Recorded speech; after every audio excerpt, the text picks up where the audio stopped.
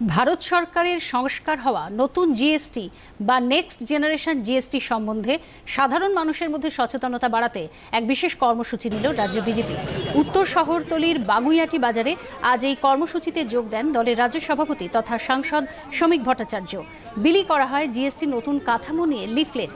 তারই সঙ্গে পদ্মফুল দিয়ে অভিনন্দন জানান ব্যবসায়ীদের। শ্রমিক ভট্টাচার্য সাংবাদিকদের বলেন, জিএসটির নতুন কাঠামোয় আজ থেকে কমল বিভিন্ন পণ্যের দাম।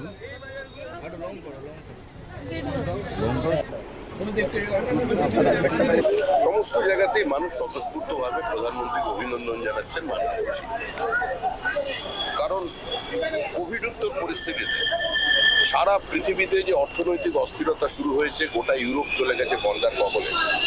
আমেরিকায় নিত্য প্রয়োজনীয় জিনিসপত্রের মূল্য বৃদ্ধি, কিন্তু ভারতবর্ষে মুদ্রাস্ফীতিটা কিছু নিয়ন্ত্রণ করা গেছে। মূল্যবৃদ্ধি সে অর্থে ভারতবর্ষে বিদেশের দেশগুলোর মতো হয়নি।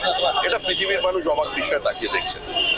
এবং সর্বোপরি নেক্সট জেন জিএসটি, যেখানে সকালের প্রাত্যহিক কাজকর্ম যেখান থেকে শুরু হয়, টুথব্রাশ থেকে শুরু করে একদম পণ্য পরিবহনের জন্য যে ট্রাক আছে সেটার পর্যন্ত জিএসটি কমিয়ে দেওয়া হয়েছে।